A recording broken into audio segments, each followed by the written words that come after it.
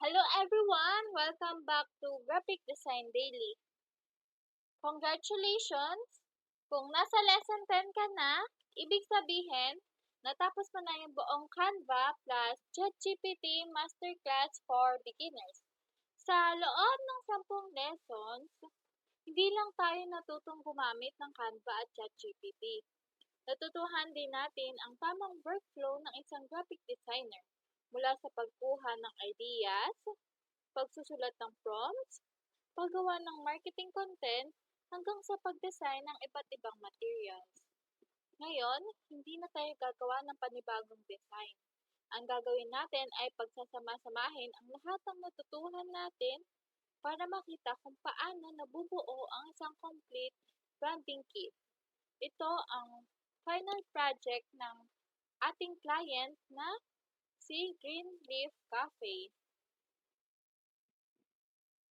Bago tayo gumawa ng kahit anong marketing material, nagsimula muna tayo sa brand identity.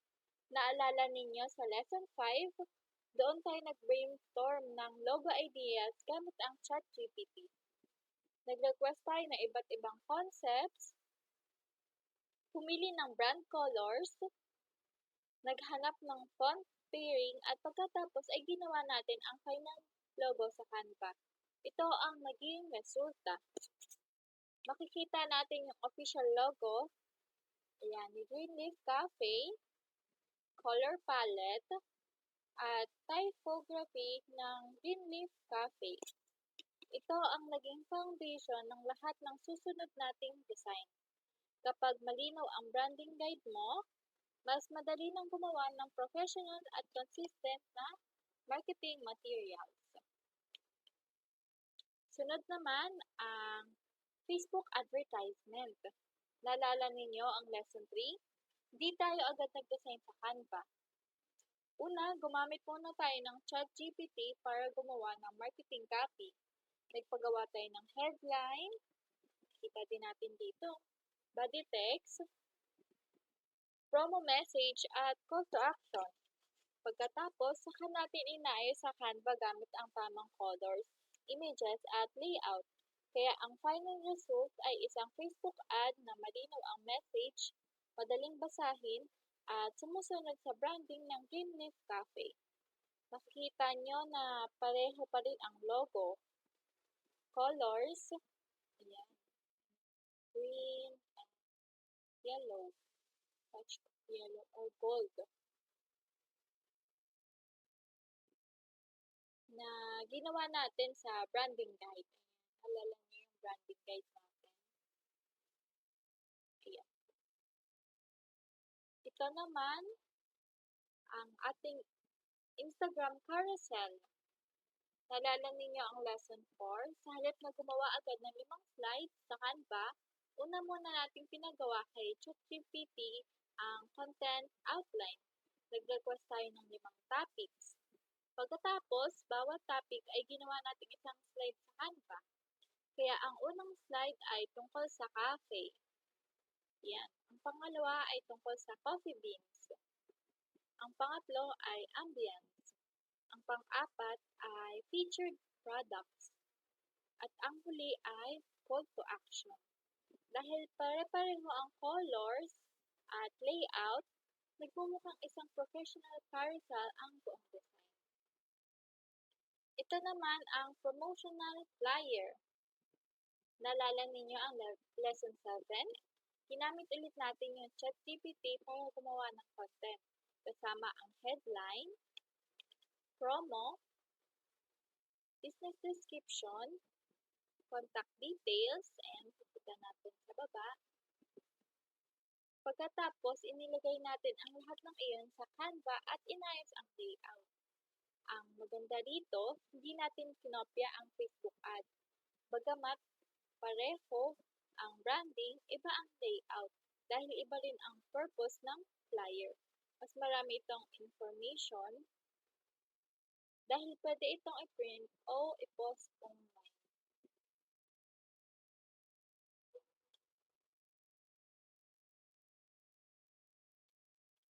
Bukod sa marketing materials, kailangan din minsan ng isang business ng promotional Kaya gumawa tayo ng gift certificate.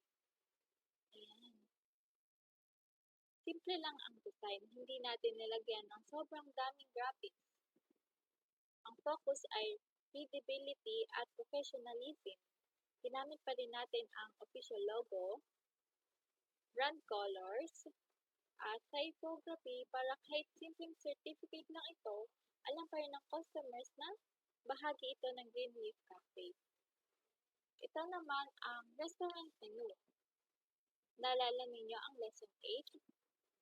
Una nating ginamit ang ChatGPT para gumawa ng menu categories, product names, descriptions, at pricing.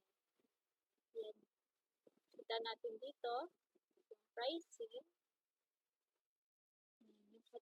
yung product names, and yung categories ng coffee, food, non-coffee, pasta. Yan. Pagkatapos, inorganize natin ang lahat sa Canva. Ayan. Hinati natin sa iba't ibang sections para madaling basahin. Naglagay tayo ng product photos para mas maging appealing yung design. At syempre, sinunod pa rin natin ang branding guide.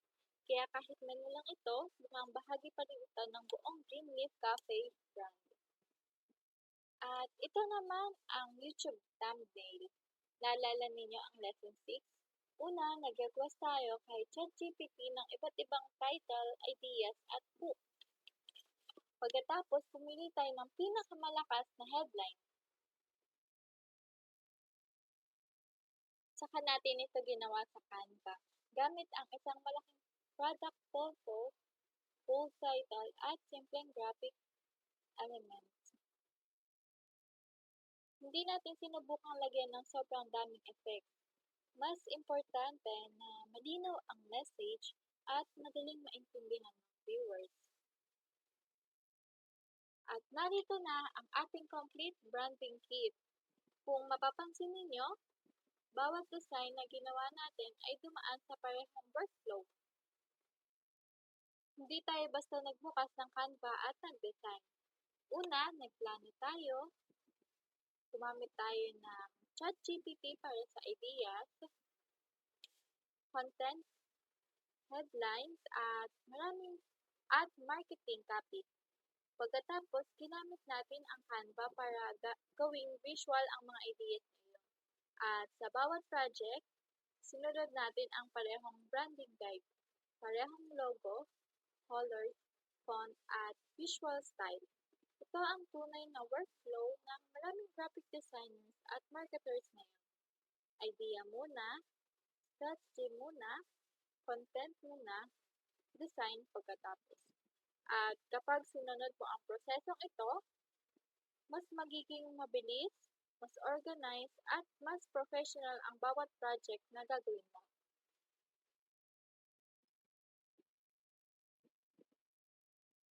Yan, congratulations! Natapos mo ang buong Canva plus ChatGPT Masterclass for Beginners. Mula sa unang lesson kung saan nakilala natin ang Canva at ChatGPT hanggang sa pagsusulat ng mas magandang prompts, paggawa ng Facebook ads, Instagram carousel, logo, YouTube thumbnail, flyer, menu, certificate, at ngayon ay isang complete branding kit. Unti-unti mong nabuo ang workflow ng isang graphic designer. Ngayon, challenge ko sa iyo na gumawa ng sarili mong branding kit para sa isang fictional business o kaya sa sarili mong negosyo. Tandaan, hindi kailangan maging perfect ang unang design mo. Ang mahalaga ay sundin mo ang proseso. Mag-isip muna, gumawa ng magandang prompt, hayaan ang AI na tumulong sa content, at gamitin ang Canva para gawing professional ang design. Maraming salamat sa pagsama sa akin sa buong mini-course. Kung may natutunan ka, don't forget to like this video, subscribe sa Graphic Design Daily, at i-click ang notification bell para hindi mo ma-miss ang susunod nating mini-course. Maraming salamat sa panonood!